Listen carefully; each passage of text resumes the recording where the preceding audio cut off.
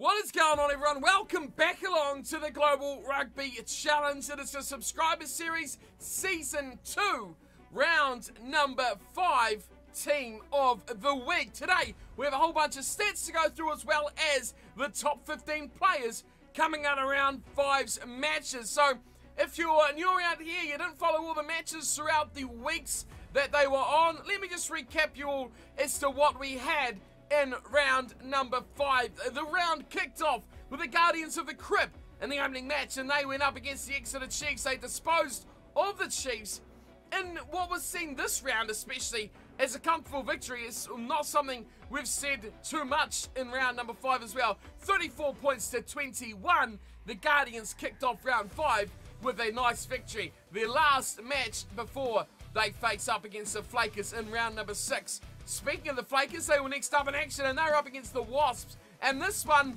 continued the trend of extremely tight matches. 21-17, the full-time score in match number 2 of round 5. Then it was the All Flakes up against the Lions from South Africa. This one just as tight, 24-21, and it was a penalty. The only difference between the two sides. It followed on with the Celtic Dragons up against Clermont. This one was tight. Not a penalty this time. It was a drop goal where the Dragons got the victory over the Clermont side. That scoreline the same as the match before. 24-21, the Dragons over Clermont. So to keep you up to date with what is coming up in round number 6, it's going to be a huge round as well. We have the first clash between two subscriber sides. The Guardians of the Crib will be at home up against the Flakers. A lot of stats from Season 1 between these sides as well, but we'll save that for the matchup, which will be next episode, coming very soon as well. So I hope you're all looking forward to that one. I cannot wait to get that game underway. Matchup number 2 of only 3, which will be coming up in round 6, will be Wasps up against the Celtic Dragons. Interesting match that should be as well, the way that Wasps played in round 5 and how we can see them developing possibly to be a threat to the Dragons. Munster round out the round up against the All Flakes to close out round 6 and the first round with that big clash, Guardians versus Flakers. So that's what's been and that's what's coming up. But what is the teams looking like with the stats this season so far? It's been a while since we've been able to talk about tries, but we've finally got a bit of a gap now between the top try scorers and the lesser try scorers. So we have a bit of a try scorer list here we'll be adding in for the first time. And no surprise here, it is Untitled who leads the way from the Flakers with 4 tries to his name, the only player to have more than 3. There's a whole host of players though on 3 with Jimmy Gino from the Flakers, Andre Miller, Theo Clark, Kieran Jones and Frederick Loeb all lining up with 3 tries to their name. So it's a try fest out there, but it is over wide the whole team, not just one player really dominating this season like we've seen in Season 1 as well. So really looking forward to how these teams and players will keep that table ticking over. Other stats of notes, like we've gone on about all season so far, line breaks, and the leader here has not changed. Semo Coop leads away from the All Flakes with 7, and then we have a couple on 6, Aldo Brusso and Jimmy Gino, both on 6 from the Dragons and the Flakers, before we have 3 players sitting on 5, and they are mostly the same guys as well, except for Liam Symes-Wells from the All Flakes, who sit on 5, alongside Joshua Barrett and Steve Teacogs. So there is your line breakers so far in the competition. Amazing. We're 5 rounds in, yet most of the players are only on 5 or 6 line breaks that lead the way. So won a game, not a huge amount of line breaks here by the players. Leading the point scoring tally is Dom Butler from the Guardians of the Crib. 47 points now. He is becoming a real leader in this category, and he's quite far ahead of the second place player, who is Samo Coop on only 31 from the All Flakes.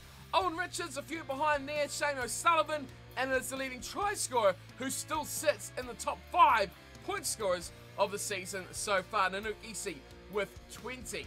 Final stats for this round's episode, and it is successful tackles. This is the big defenders, this is the forwards category, as I always say, and as I always deliver, the forwards are not doing the job. Richard Mokwa, definitely not a forward, leads the way from the Celtic Dragons with 21 tackles. Jack McCalmont right next to him, another back player with 21 as well from the Flakers.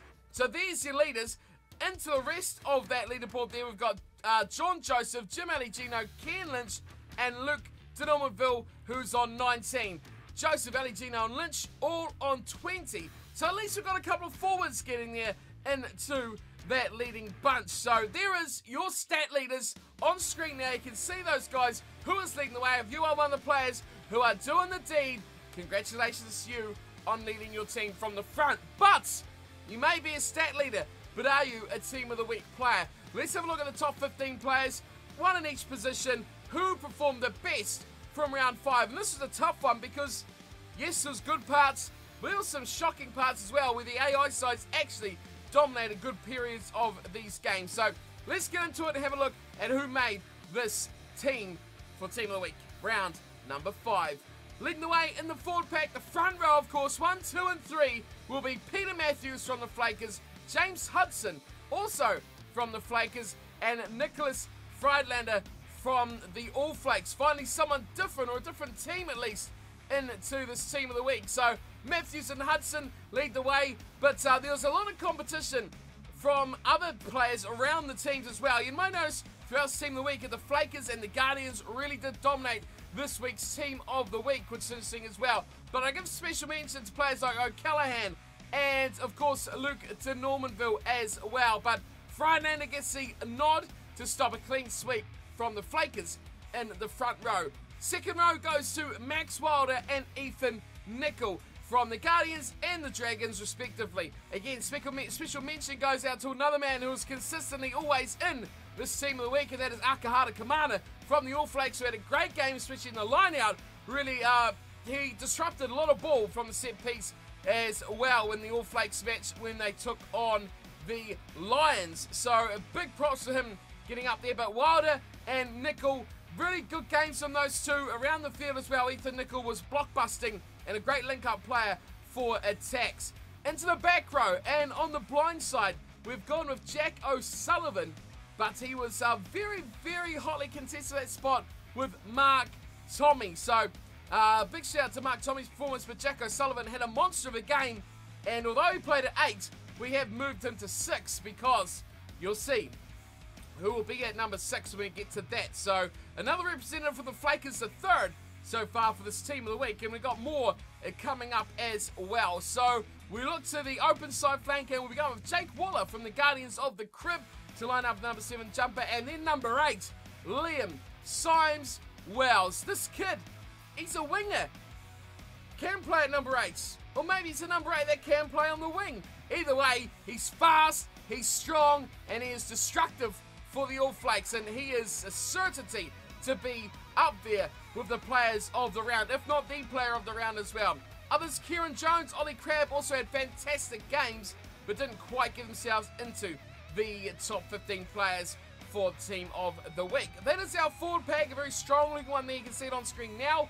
How about the backs? This was tough. So I think the forwards really massively outperformed the back line in this week's matches. So tough one for the backs, and so tough the fact that I've actually got no special mention players for this because it was hard just to fill these spots. So we're going with the halves combination 9 and 10. We're going to be going with Ken Lynch and Don Butler. Amazingly, it was a combination from the Guardians of the Crib.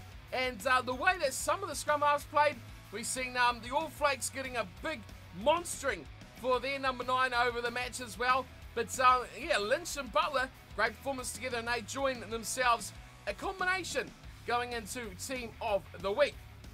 Moving into the rest of the back line, we've got a couple coming from the Guardians and the Dragons. Theo Clark lines up at 12, moving him in one spot. But when you got Tom Charles' performance for the Dragons, he'll line up at outside centre. Fantastic performance there from those two. Theo Clark, he is a machine, and he is a great asset for the Guardians as well. On the wings, we're going with Jim Aligino on the left side and Randy Mbingo on the right. Aligino from the Flakers, Mbingo from the Dragons, and of course combining to the back three will be another completely different team. It is from the All Flakes, Semo Coop who had a solid little game as well at the back. His kicking game was a key part of why the All Flakes took that tight victory in their round 5 clash. But that is it, your team of the week. As you can see it on screen now, your top 15 players in each position going up for the ultimate squad over round number 5. Thank you to everyone who did suggest players who did perform very, very well over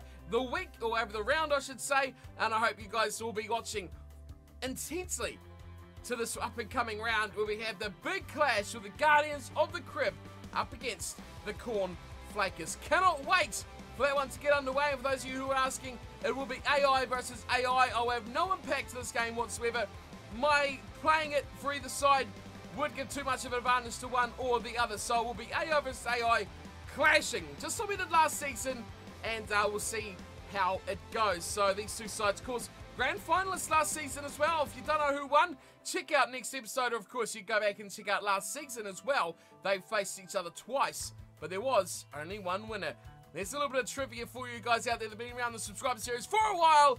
Thank you all for tuning in and watching. Hope you've enjoyed. Let me know your thoughts on the team of the week. And of course, keep in mind for the up and coming round who you want to see in there for round number 6. Until then, thank you all for watching, and I'll see you for the big clash of round 6. Until then, take care.